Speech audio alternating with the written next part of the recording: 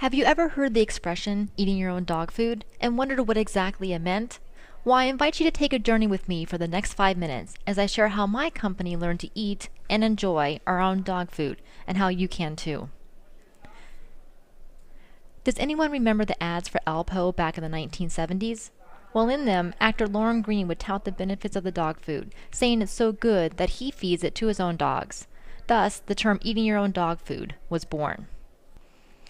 Then, in 1988, a Microsoft manager sent an email titled Eating Our Own Dog Food, challenging his department to increase internal usage of their product. From there, the term spread throughout Microsoft, and it looks like Steve Ballmer and Bill Gates are pretty happy about all of us eating their dog food. The term is generally used by technology companies in reference to the need to run beta or test software throughout the organization. It became very popular during the dot-com boom of the late 1990s, and I suppose we all should be very thankful that companies started using their own beta software before we had to. You might be asking yourself at this point, well, I don't sell software, so what does this have to do with my company? But the concept of eating your own dog food can be applied to any product or service, not just software.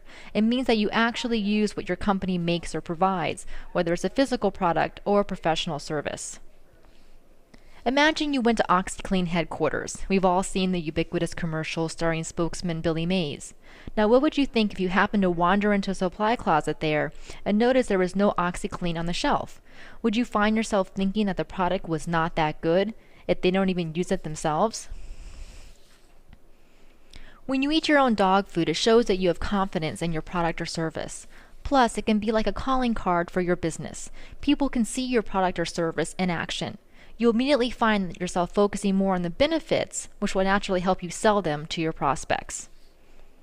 I got to thinking about eating my company's own dog food because I've been spending the past few months putting together a new course I'm teaching at Full Sail University on designing websites for conversions.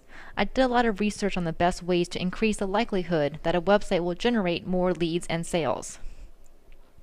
I then took a hard look at my company's website and realized that we were not eating our own dog food. It wasn't easy to admit to myself that we were missing the mark. Our website was very attractive and professional, and we received a lot of compliments on it. However, it wasn't converting and simply wasn't bringing us new leads and sales.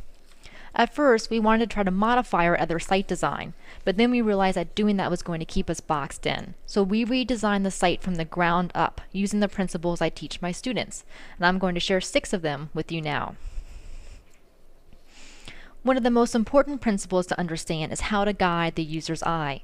When you land on a page, you generally start scanning from the upper left diagonally down and over to the lower right of the screen. Thus, is an ideal place to put your most important information. When users land on your website, where do you want them to go next? What is the call to action? A call to action should be very clear, specific, and start with a verb, like buy now or request demo. In case users aren't quite ready to commit, also include in secondary call to action, like try for free or contact live chat. How do you feel when you visit a site and want to make a purchase but are unsure that your information will be safe? It most likely dissuades you from completing the sale. Well, your site visitors feel the same way. Thus, displaying third-party validators and testimonials on your site builds trust and confidence. If it's not necessary for you to ask for the person's entire life history, then please don't. Only ask the user to fill out the fields you absolutely need. The fewer, the better. This dramatically increases the likelihood that they will complete the form, which is ultimately what you want. When you visit a site, you most likely are looking for something in particular and you want to find it quickly or you'll move on.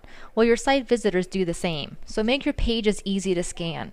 Vary the font size and style and use shading and icons to separate content. You also want to include links to your company's social networking profiles on Facebook, YouTube, Flickr, MySpace, LinkedIn, Dig, and Twitter.